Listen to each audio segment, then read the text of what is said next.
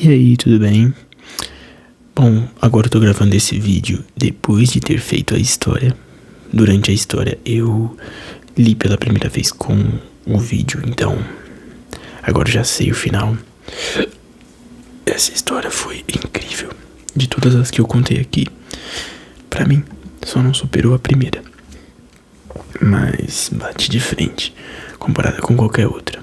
É uma história incrível, do começo ao final, um mistério gigantesco, um triste fim, e nos mostra o quão perigoso é desejarmos as coisas da maneira errada.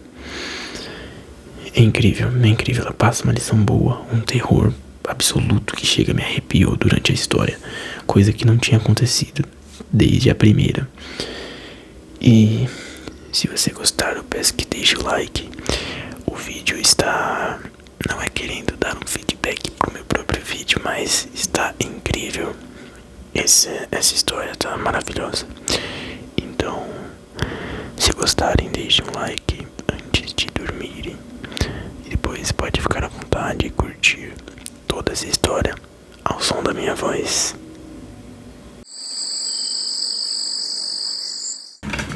Olá, tudo bem com você? Volto hoje novamente contando um conto de terror para que você durma relaxado e que não se sinta sozinho nessa noite. E dessa vez venho com um conto chamado A Mão do Macaco. Eu não conheço toda a história, mas já ouvi falar. Muito conhecido, então quero tirar essa minha dúvida agora com você. Vamos descobrir o que essa história tem de tão importante, tão famosa pro conto do terror, pro mundo do terror. E já tá com ela separadinho aqui. Vamos começar. Lá fora, a noite estava fria e úmida, mas na pequena sala de Laburnanville, os postigos estavam cerrados e o fogo ardia intensamente.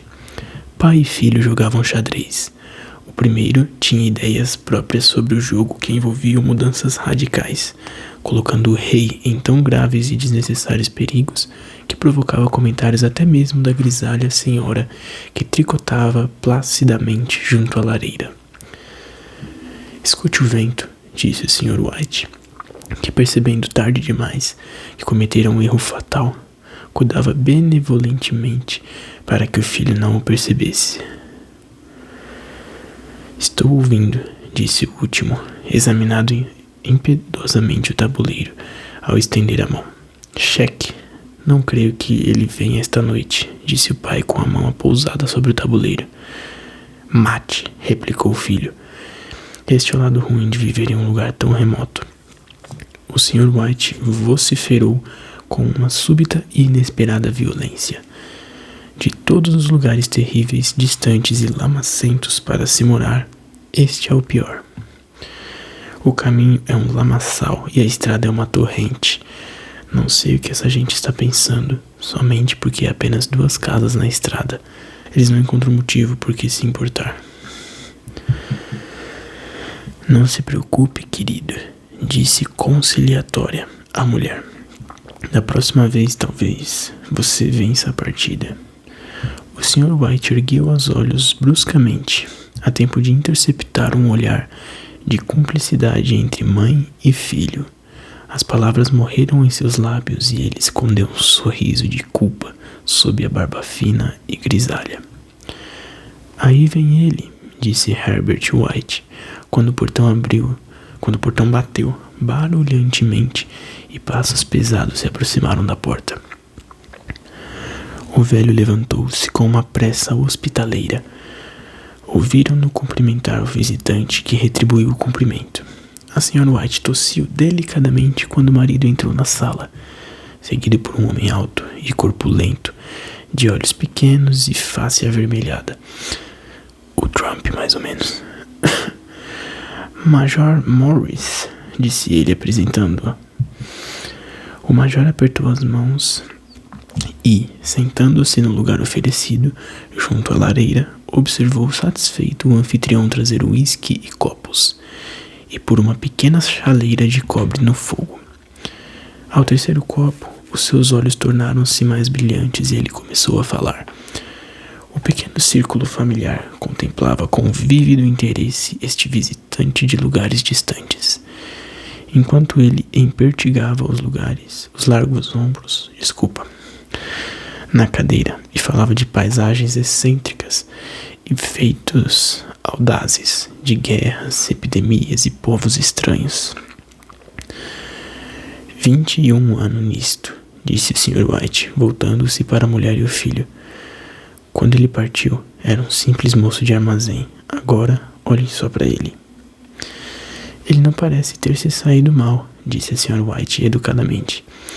Eu gostaria de visitar a Índia, disse o velho, somente para conhecer um pouco, você sabe. Aqui você estará melhor, disse o major, sacudindo a cabeça. Deixou o copo vazio sobre a mesa e, suspirando baixinho, sacudiu de novo a cabeça. O que ele passou lá? Eu gostaria de ver esses templos antigos, faquires, malabaristas, disse o velho. O que foi mesmo que você começou a me contar certo dia, acerca da mão de um macaco ou coisa semelhante, Morris? Nada, disse abruptamente o militar. Ao menos nada de que vale a pena ser ouvido. Mão de macaco? Indagou a Sra. White curiosa.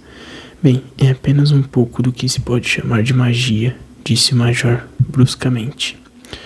Os três ouvintes inclinaram-se para a frente, interessados. Distraidamente, o visitante levou aos lábios o copo vazio e, em seguida, baixou-o novamente. O anfitrião tornou a enchê-lo. Vejam, disse o major, mexendo no bolso. É apenas uma pequena mão comum, mumificada. Ele tirou algo do bolso e exibiu aos presentes. A Sra. White recuou com um esgar. Seu filho, porém, examinou a mão mumificada com curiosidade. Mas o que há de especial nela? Perguntou o Sr. White, que a tomou da mão do filho e, depois de examiná-la, deitou-a sobre a mesa. Sobre ela, um velho faquir lançou um encanto, disse o major. Um homem muito santo. Queria ele demonstrar que o destino determina a vida das pessoas, e aqueles que nele interferem o fazem para sua ruína. Ele lançou sobre essa mão um feitiço para que 3 diferentes pessoas pudessem formular 3 distintos pedidos. O major falou de uma maneira tão impressionante que os seus ouvintes sentiram suas risadas soarem um tanto abaladas. Bem, então, por que o senhor não faz os seus 3 pedidos? Indagou astuciosamente Herbert White. O militar olhou para ele como as pessoas maduras costumam olhar para a juventude presunçosa. Eu já os fiz, disse calmamente o major, e o seu rosto maculado empalideceu. E os 3 pedidos formulados foram realmente atendidos? Perguntou a Sra. White. Foram, respondeu o major, e o copo chocou-se contra seus fortes dentes. E ninguém mais renovou os pedidos? Perguntou a velha senhora. A primeira pessoa teve, sim, os seus desejos satisfeitos, respondeu. Eu não sei quais foram os 2 primeiros pedidos, mas o terceiro desejo foi a morte. Foi dessa maneira que eu obtive a mão do macaco. Sua entonação era tão solene que o silêncio caiu sobre o grupo. Se você conseguiu realizar todos os 3 pedidos, Morris, a mão não lhe serve mais para nada, disse por fim o velho homem. Por que está tão conservada? O militar abanou a cabeça. Por simples capricho, creio eu, disse ele lentamente. Se pudesse fazer mais os outros 3 pedidos, indagou o velho, olhando-o fixamente, você os faria? Eu não sei, disse o outro, eu não sei. O major tomou a mão do macaco, balançou-a entre os dedos, polegar e indicador, e subitamente lançou-a ao fogo. White, com um ligeiro grito, abaixou-se e arrancou-a de lá. Melhor seria que a deixasse queimar, disse o militar solenemente. Se você não mais a quer, disse o velho, dê-a para mim. Não, disse obstinadamente ao amigo. Eu a joguei no fogo. Se você quiser ficar com ela, não me culpe pelo que vier a acontecer. Lance-a novamente no fogo como um homem sensato. O outro sacudiu a cabeça e examinou de perto a sua nova pertença. Como é que se faz o pedido? Segure-a em sua mão direita e formule o pedido em voz alta, disse o major, mas eu o advirto quanto às consequências. Parece as 1001 noites, disse a Sra. White, levantando-se e começando a pôr a mesa. Você não acha que poderia pedir 4 pares de mãos para mim? A mulher ainda brinca. O marido tirou o talismã do bolso e, em seguida, todos 3 caíram na gargalhada quando o major, com um olhar assustado no rosto, segurou-o pelo braço.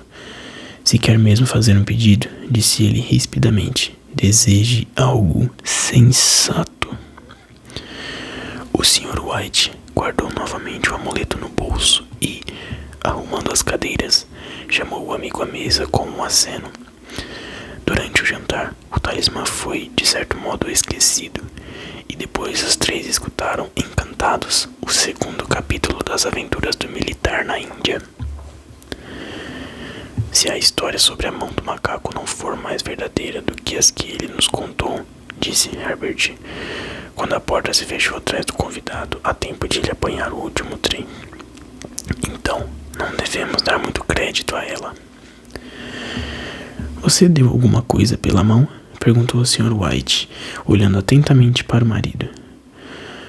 Uma bagatela, disse ele corado levemente. Ele não queria receber, mas eu o fiz aceitar, e ele insistiu novamente para que eu a jogasse fora. Sem dúvida, disse Herbert com um horror fingido, vamos ser ricos, famosos e felizes. Pai, somente de início, peça para ser o imperador e o senhor não mais será dominado por mamãe. Ele correu em volta da mesa, perseguido por uma injuriada Sra. White, armada com uma capa de poltrona. O Sr. White sacou a mão do macaco do bolso e olhou para ela como um ar de dúvida. Eu não sei o que pedir. Isso é um fato, disse ele lentamente. Parece-me que tenho tudo quanto quero. Se o senhor liquidasse o débito da casa, ficaria muito feliz, não é mesmo?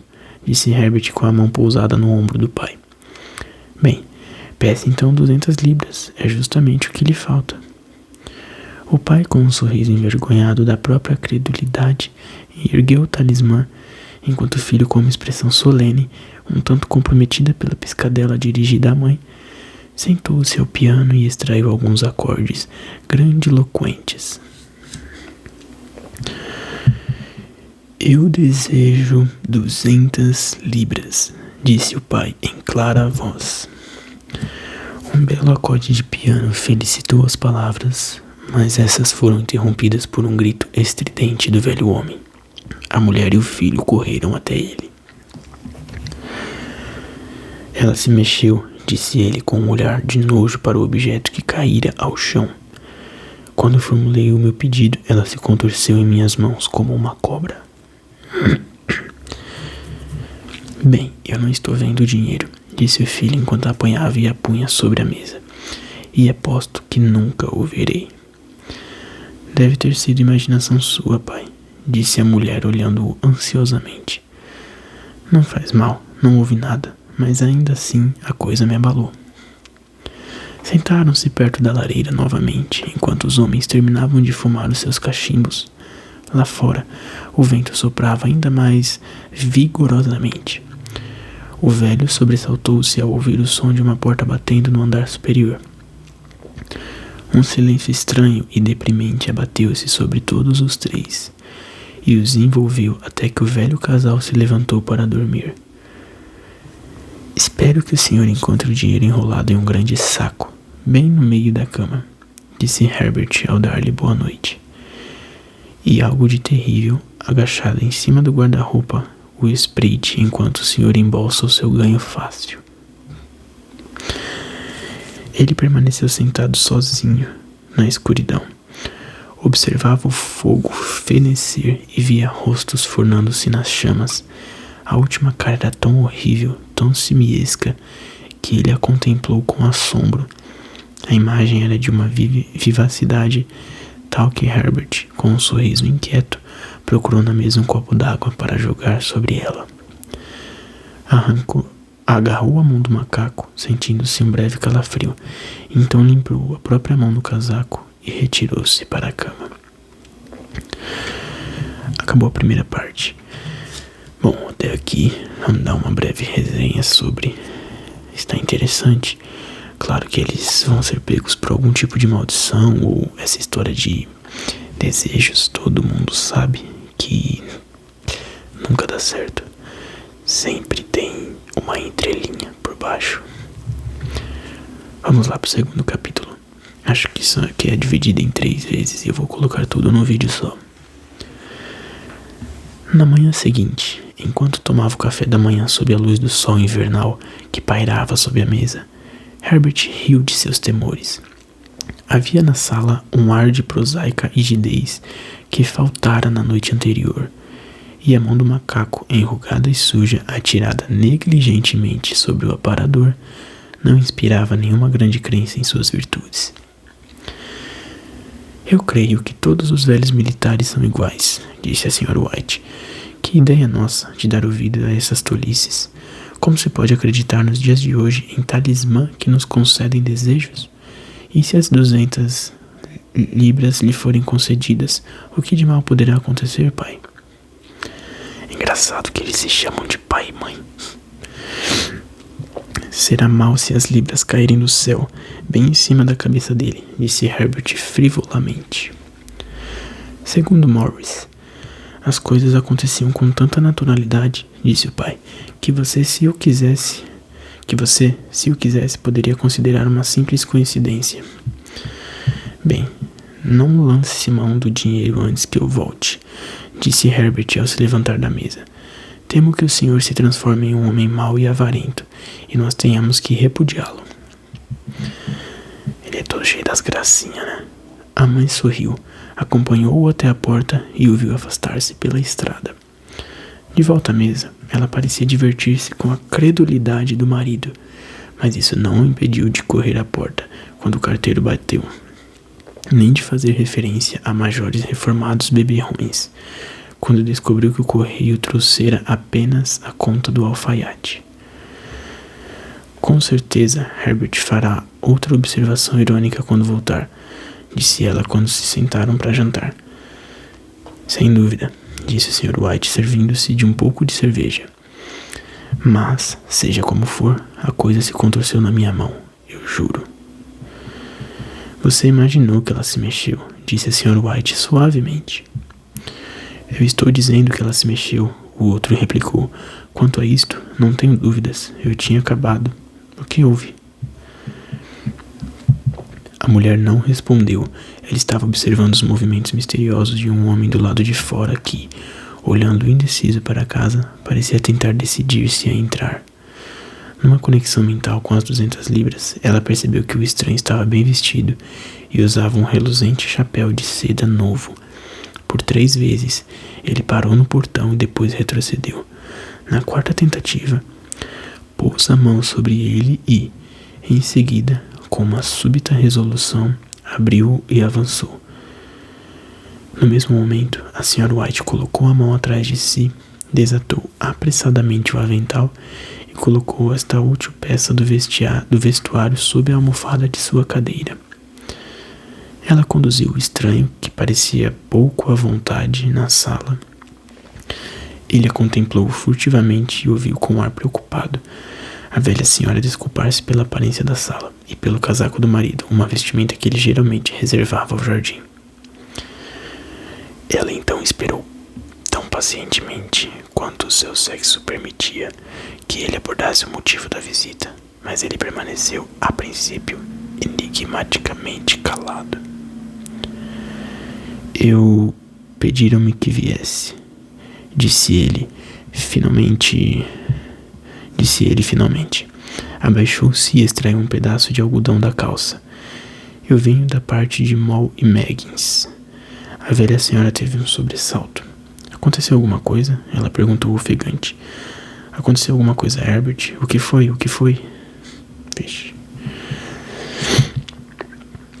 O marido se interpôs. Espere, espere, mãe, disse ele rapidamente. Sente-se e não tire conclusões precipitadas. Certamente o senhor não nos trouxe más notícias, não é mesmo? Disse o velho olhando o outro ansiosamente. Eu sinto muito. Começou o visitante. Ele está ferido? Interpelou a mãe. O visitante inclinou-se assentido. Gravemente ferido, ele disse em voz baixa, mas já não mais sente dor. Oh, graças a Deus, disse a senhora apertando as mãos. Graças a Deus, graças. Mas estacou subitamente quando o terrível significado daquela afirmativa desmoronou sobre ela. Ela viu a confirmação de seus temores no rosto esquivo do outro. Então prendeu a respiração e voltou-se para o arguto marido. Pôs a mão trêmula sobre ele. Houve um longo silêncio.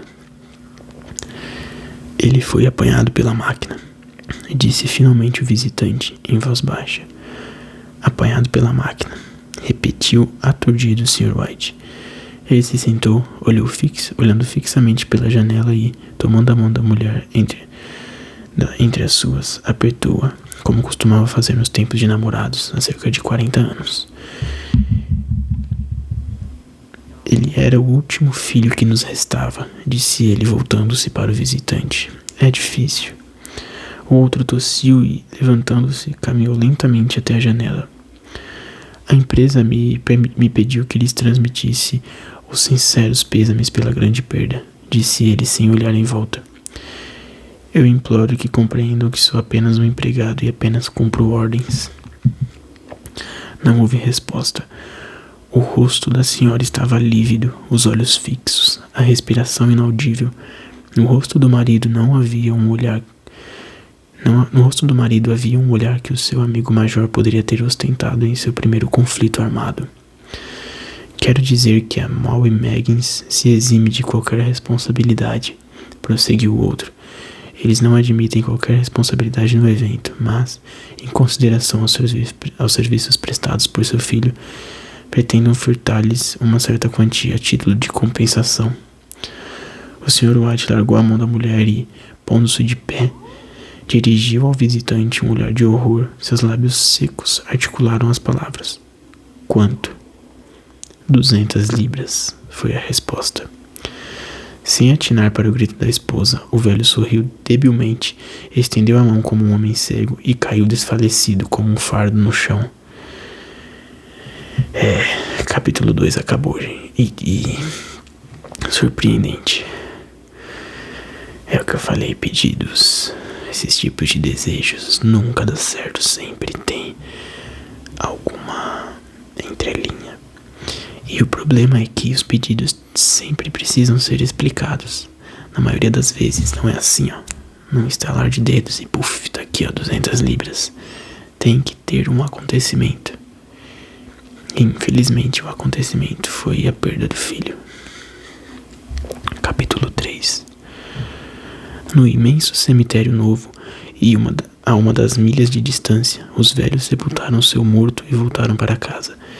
Mergulhada na sombra e no silêncio, tudo acabara tão rapidamente que, a princípio, eles mal se davam conta do que ocorrera. Permaneceram em um estado de expectativa, como se algo mais estivesse por acontecer. Algo que lhes aliviasse aquele fardo, pesado demais para os seus velhos corações. Mas os dias se passaram e a expectativa deu lugar à resignação. A resignação sem esperança dos velhos, às vezes tomada erroneamente por apatia. Algumas vezes eles sequer trocavam uma palavra, pois agora não tinham mais sobre o que conversar, e os dias eram longos e tediosos.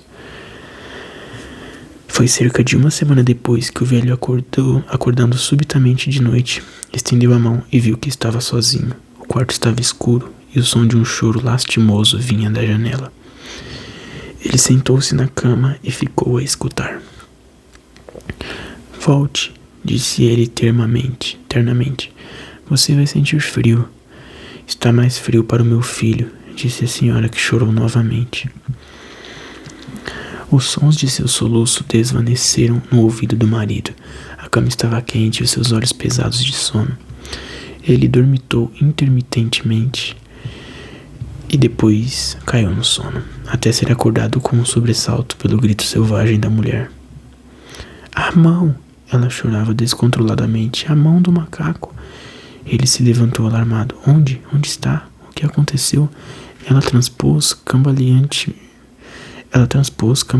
o quarto, achegando-se a ele. Eu quero a mão do macaco, ela disse em voz baixa. Você a destruiu? Ela está na sala de estar, na prateleira. Ele respondeu surpreso. Por quê? Ela chorou e riu ao mesmo tempo e, inclinando-se, beijou-lhe o rosto. Somente agora pensei nisso, disse ela histericamente. Por que não pensei nisso antes? Por que você não pensou nisso antes? Pensar em quê? Ele inquiriu. Nos 2 outros desejos, ela respondeu rapidamente. Nós só fizemos um pedido. Não acha que já foi o suficiente? Ele replicou enraivecido. Não, ela gritou triunfante. Faremos mais um. Desça e a pegue logo. Deseje que o nosso garoto viva novamente. O homem sentou-se na cama e afastou os lençóis de seus membros trêmulos. Meu Deus, você está louca, ele gritou horrorizado. Pegue-a, disse ela ofegante. Pegue-a depressa e faça o pedido. Oh, meu filho, meu filho.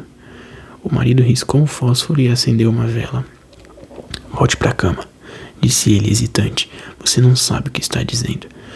Nós tivemos o primeiro desejo satisfeito, disse a senhora febrilmente. Por que não o segundo? Foi só uma coincidência, gaguejou o velho. Vá buscá-la e faça o pedido, gritou a mulher tremendo de excitação. O velho virou-se, olhou-se para ela e a sua voz tremeu. Ele está morto há 10 dias. E, além disso, eu não queria que você soubesse, mas eu só consegui reconhecê-lo pelas roupas. Se ele estava terrível demais para que você o visse, imagina como não estará agora. Meu Deus. Traga-o de volta, gritou a velha e o arrastou até a porta. Você acha que tenho medo do filho que criei? Ele desceu na escuridão e tateou até a sala de estar e depois até a lareira. O talismã estava em seu lugar e um medo horrível de que o desejo ainda não formulado pudesse trazer de volta, em sua presença, o filho mutilado, antes que pudesse evadir-se da sala. Apoderou-se dele. Prendeu a respiração ao perceber que havia perdido a direção da porta e, com a testa umedecida por um suor frio, deu a volta ao redor da mesa, encontrou a parede e tateou ao longo dela.